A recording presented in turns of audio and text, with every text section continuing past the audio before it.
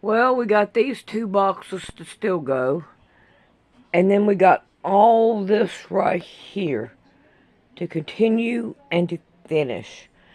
I was going to work on a dress for Audrey, but I just don't have anything that I'd like to make her dress out of. So, and I don't know what else to do right now. So we're going to play with this again.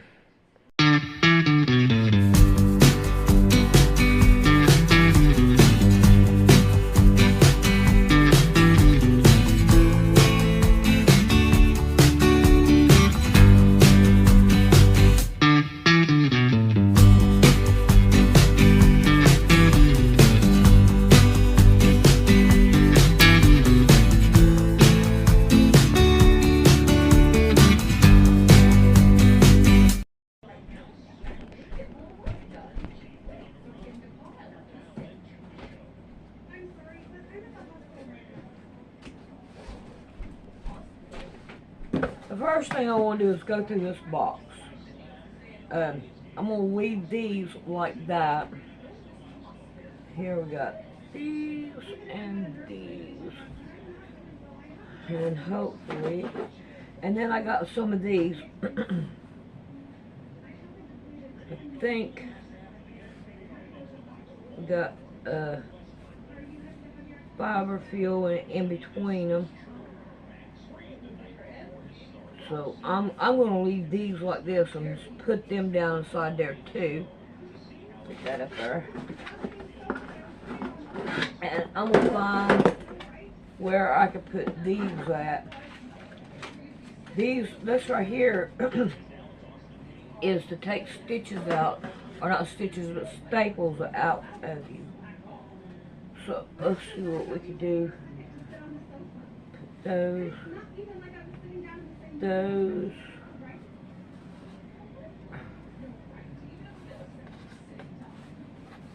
Mankind will learn that everything in our reality is about consciousness, energy, and patterns of vibration and frequency. The ancients knew this, and it is being rediscovered. Perhaps someday, the findings of physics and the spiritual realm will not be so different. 500 years ago, speaking about invisible rays of energy or unseen organisms that cause disease would have put you on a burning stake as a human hot dog. Humans are just drenched with fear about anything they can't understand. Are all Sabe evil demons, or are they like humans, and or encounters with them define who they are to us? Okay, quit it. You're not getting out. Alright? It's not going to work. The First Nations people were not that different from us. If they had negative encounters with hostile Sabe, they characterized them as demons or cannibals. When their encounters were benign or even positive, they viewed them as wise elder brothers. Read through the dozens of First Nations stories I have, read through the dozens of First Nations stories I have, and you will see a broad range of beliefs about Sabe, from outright terror to an almost reverential respect. Also, Sabe have been divided into two broad categories. The ancient ones were benevolent, wise, more human-like, and highly telepathic. Legends state that in the distant past they traded and interacted peacefully with some First Nations tribes. The other group are described as having a more Down syndrome type of face, primitive looking, and were largely hostile and aggressive, even cannibalistic. So, are any Sabe evil or bad? You bet there are. Like humans, they have their psychopaths and misfits and criminals who would just as soon tear your arm off and beat you to death with the wet end, then use it as a spoon to eat pine nuts out of your skull. I recently heard a very credible decades-old account from a retired RCMP that a specialized kill team was sent out to eliminate some male Sabe that had kidnapped human females and children and even produced feral hybrid children through rape. We have every right to defend ourselves against and eliminate such dangerous beings. But there are, like humans, probably more just wanting to be left alone to their lives in peace.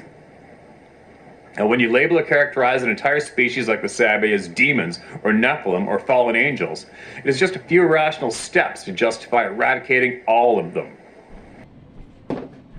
Meow, meow, meow, meow, meow, meow, meow, meow, meow, meow, meow, meow, meow, meow. You're recording, ain't you? Yeah, but it's okay. I can get you messing with the cat. Look at the pit bull species of dog. Most I have met have been big drooling marshmallows, yet they are legally banned in many places. I've personally known a lady whose arm was chewed completely off at the elbow by a pit bull. She knew and was dog sitting for friends. No warnings, not a hint of aggression ever. The dog only released the stump that was her arm after the arriving police put 4 slugs into it and killed it. Ouch. Even at that, I'm smart enough to know this was a completely tragic anomaly, and I would never be stupid enough to assume that all pit bulls would act this way. Alrighty, after I cleaned everything out and got that one box there, this is that fiber feel.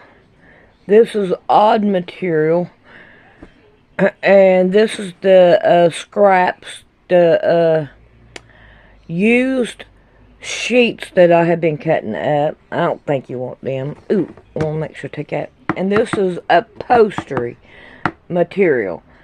So I think that we're going to go start going through all these right here. I'm going to come in here and get these containers and see what's in them. Well, Mama Cat, she's still sitting on my stuff here, and I'm at a stop with that. So I figured I'd go through these and see what's in it. Well, yeah, it's all but one. And we have a split here. There we go. Yes, Mama Cat.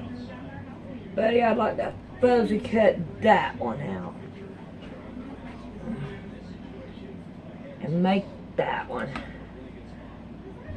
It's not big enough, but you know what? Yeah, I'm going to play with it anyway. What are you doing, Mama Cat? You're stopping me from doing what I want to do. I want to fuzzy cut that one out.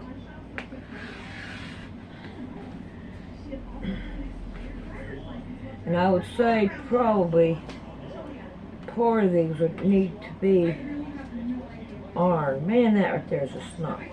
Alright, I'm doing it. The Nephilim non-connection. Excuse me, I just ate breakfast. I have read all 3 translations of the Book of Enoch, cover to cover. I spent decades reading and studying my Bible cover to cover between going to church 4 times a week. But I've changed and grown over those 50 years. I'm more spiritual, less dogmatic, less judgmental, and my personal faith and connection with my Creator is even richer. I could, but will not, decimate the Nephilim connection to the Sabbath with actual biblical dissection using the original languages of Hebrew, Aramaic, and Greek.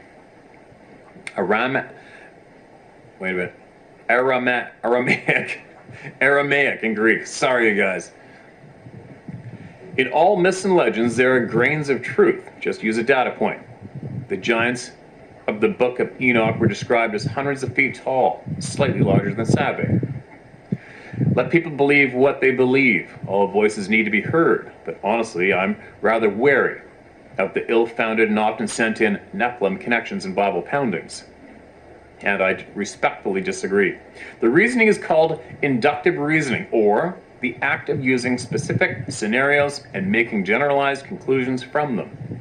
In this case, it is that the Nephilim are described as giants. Sabbae are a type of giant, therefore Sabbae are Nephilim. Mystery solved. And this makes about as much sense as finding a striped fish and insisting that they are descendants of zebra because zebras have stripes. But then again, tigers have stripes, so maybe tigers and zebras are related. Only 4 possible conclusions. So to summarize, more nicely, LOL, there are only 4 conclusions one could draw out about this phenomenon. Number 1, all of the accounts are lies, intentional deception, and hoaxing. Number 2, all of the accounts are misidentification. Number 3, all of the accounts are a combination of 1 and 2, lies and misidentification. Number 4, some of them, maybe most of them, are true. Witnessed accounts of a phenomenon, as Steve puts it, that honest, hardworking people have seen and have been mocked into silence. I'm going 4. Why Sasquatch parallel paces people out of the woods. Sabe are definitely faster and stronger, but killing one of these hairless hunters with the killing tubes would just bring more invaders into your area. Maybe military airships and door-mounted guns.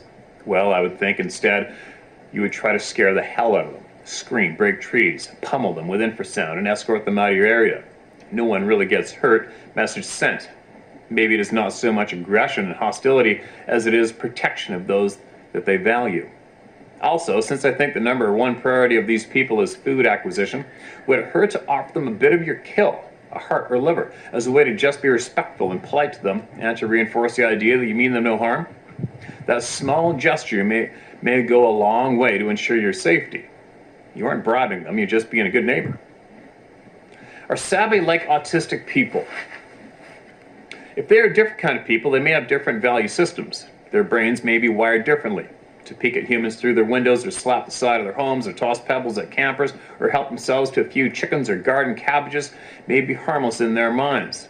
In Native American cultures, there is a practice known as counting coup, pronounced coup.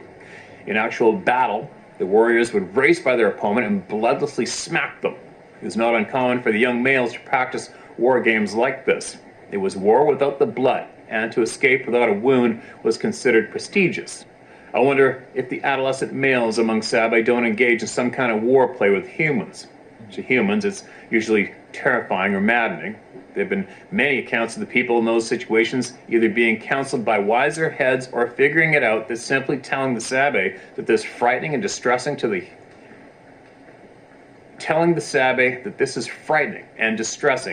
the humans and to please stop has achieved the desired result, and the Sabe simply stop.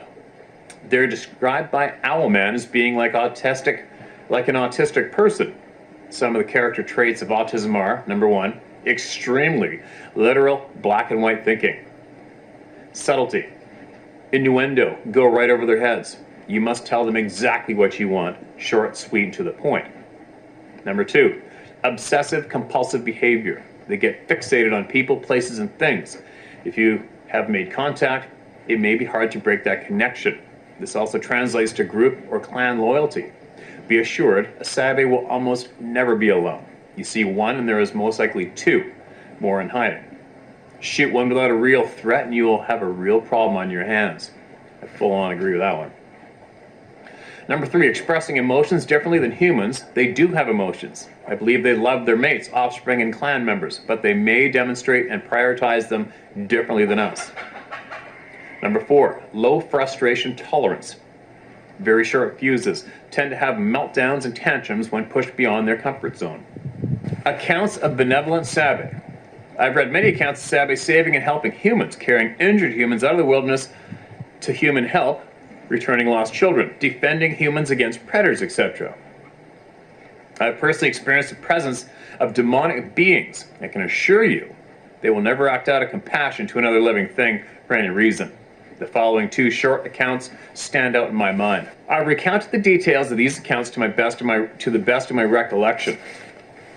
A man, his wife, and infant daughter had gone out of state to visit the in-laws. Dad 1 car, wife, baby in another. On the way home, a bad storm hit. Tornado strength, winds, and rain. The wife with the baby in the back seat, infant bed, before a daze of car seats, were hit by winds strong enough to flip the car into a rain-swollen ditch. The dad was following, but stopped when a tree fell across the road, blocking him. Mom managed to claw her way out of the upside-down submerged car and immediately tried to reach her baby, but couldn't. In the sheets of rain and wind, a huge 7-foot-plus hairy figure appeared to the rear of the car. The giant, a female, viewed the situation for a moment as the mother wailed and clawed at the car, door jammed and baby out of reach. It seemed to know that the mother was screaming, my baby, and leapt into action. With long, massive, hairy arm, it reached into the back seat, sweeping the water by, and fairly quickly brought the baby out. Its tiny form swamped by the massive hand and completely limp and lifeless, lips blue, skin a waxy white. It looked at the infant for a moment, her face and eyes softening. It took a huge index finger and gently compressed the tiny chest a few times. Small geysers of chocolatey water sputtered out of the baby's mouth. The gurgled, then coughed, and finally wailed. The giantess smiled slightly and handed the baby back to the now speechless, astonished mother. The hairy female put her hands on her hips, arched her back, face to a now calmer sky as if saying, "This is a good day," and as quickly as she appeared, she disappeared into the tree line where the human mother then heard many voices. Looks like I forgot them 2 boxes. Looks like we're going to go through them as well. So, I'm going to see if I can't go ahead and get all these right here. Mama Cat, you want out? You like going out. There you go. She loves it outside in the summertime. Now, in the wintertime, she likes to stay indoors, which makes it a little bit more crazier in here. Right here we go. Right there's what we want. Joyous, and in chorus, whooping and yelling. Dad had frantically struggled to get his car around or over the downed tree and had witnessed much of what happened from a distance. Those are sane, intelligent people. The little girl survived, sustaining mild physical deficits from oxygen lack, but mentally was okay. She graduated from vet school and became a primatologist. Every year, the family leaves a big basket of fruits for the forest people as thanks. They are not Sasquatch fanatics and never became researchers. They were knowers of the very deepest kind. I've read many stories. Had to move into the shop. It's freezing cold by the hay and the cold air is coming through, and I think that's why the camera keeps shutting off. So I got the camera sitting in the sun, and I'm in the shade right here. I'll get this rest of the share out more smoothly, I hope. They were knowers of the deepest kind. I've read many stories like this. One female Sasquatch, a member of a long-term clan on a deep southern farm, raced to the rescue of a little boy, grandson of the farm owner, that had barely managed to get up a small, spindly tree to escape the giant and viciously charging a Brahma bull the farmer kept for breeding. That female sprinted towards that bull in unbelievable speed, came around it, and with one massive punch to the head, so powerful it spun that 1,000-pound bull 360 degrees and killed it on the spot. She then carefully lifted the petrified little child out of the now almost horizontal and bull-battered tree, his whole bottom fitting in her hand, and she gently put him on the ground. She then patted him on the butt, pushing him towards his grandfather, who was frantically racing across the field in his old truck. Then she vanished in the tree line. The farmer had a mutually respectful relationship with these beings for decades. Now you tell me all these creatures are demons? So to sum it all up, Sabe are sentient beings. They are not animals. They're also not humans, but are a type of people. They have a will. They can choose to be good or evil. You must use your discernment, that internal, God-given, built-in barometer, or instinct, or intuition, or sixth sense, or your gut feeling, or whatever you want to call it. We all have it. Listen to it. By the way, hair turning to a wire and standing up on your arms and neck is identical to neurophysiology, to the hackles raised in a dog's back when alarmed. As a person who used to experience savage panic attacks, I am 100% convinced, based on the deceptions of terror described by even the seasoned war zone combatants, that this is identical to panic attacks. For the uninitiated, and in comparison, garden variety fear and anxiety is to a panic attack as a paper cut is to a slit carotid artery. It is a feeling of abject terror, so powerful you feel as if you're either about to die or go insane. It sweeps over you like a tidal wave of black, sinister ooze and can paralyze you physically and suck the breath right out of your lungs. Money, money, money. I don't know how we're not. Really? What time is it? 9:30. Oh, yeah. Sounds good to me. Well, we gotta get 5 of you. I love you. I love you. I'm going to bed too. All this stuff can wait till tomorrow.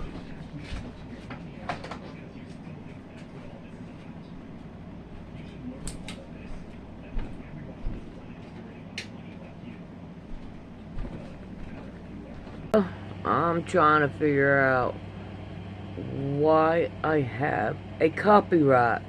I opened it up and that's what I seen. I didn't see it before. It could have been there, but for some reason I got a copyright. Coco Melon, a kid's cartoon, is playing in the background, and that is why.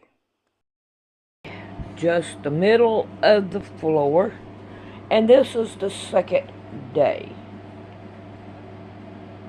It's raining like cats and dogs out there.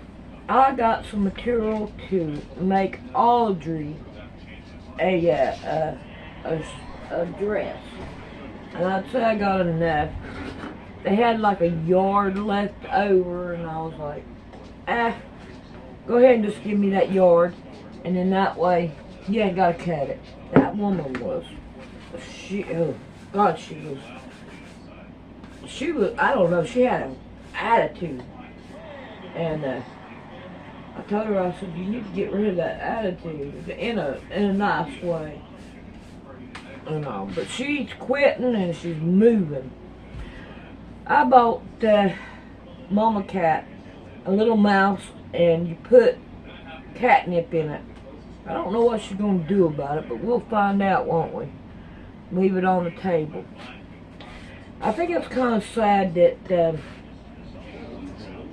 that they got me for what do you call it? What's this right here? It's like a 2-inch. Yeah, keep that. For doing a video, and they got me for copyright.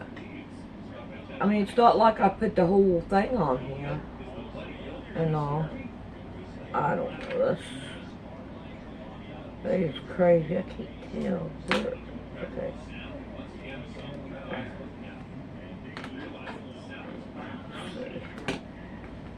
Cut that down.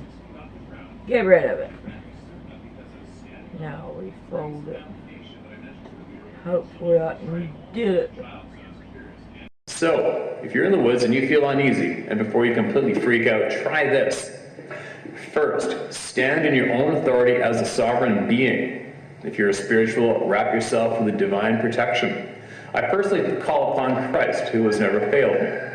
Sometimes I think that maybe there is a universal law on this planet that humans are not to be harmed, that most, not all, cryptids obey. If not, then just calmly stand in your own confidence and strength and right to be there. Send out the mental intention to these beings that you are not there to harm or find them. Give it a moment. If you're still getting pummeled with feelings of terror and hostility, then move your butt and leave quickly.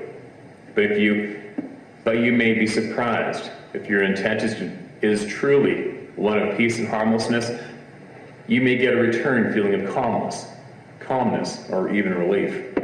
The Sabe now know you are not there to hurt or hunt them, or their little ones, and may peacefully allow you to go on about your business.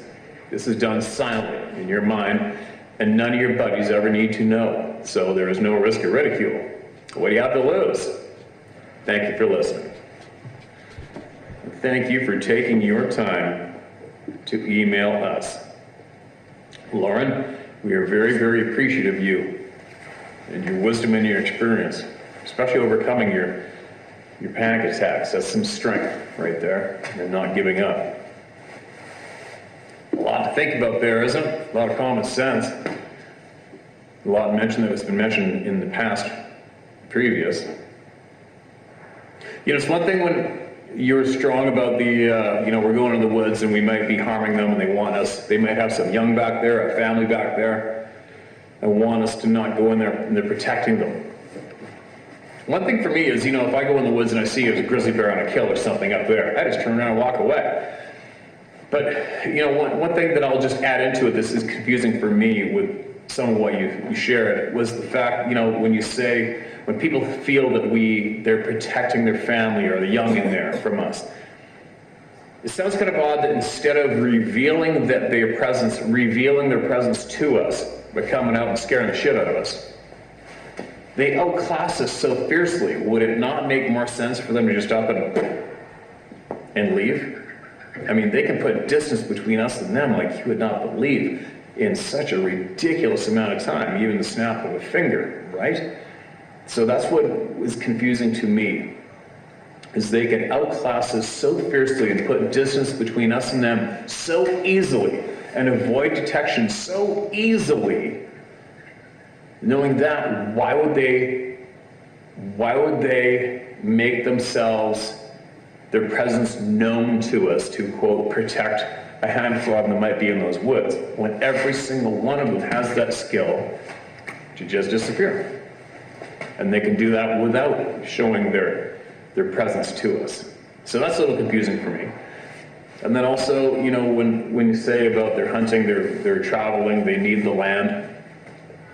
And then I can't help it. I can't help but go back to what other people shared with me about the fact that these beings have made it through every single security barrier on a nuclear facility, military facility, and blatantly stand there and look up into the CCTV screen cameras, basically openly mocking every single person in there.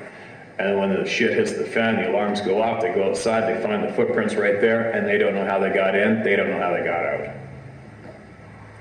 So when that skill is made known to us, anything that has that type of skill, why would they feel the need that they need to protect their young ones and their females from a simple frickin' hunter hiker going in the forest? That just doesn't, there's something confusing about that to me.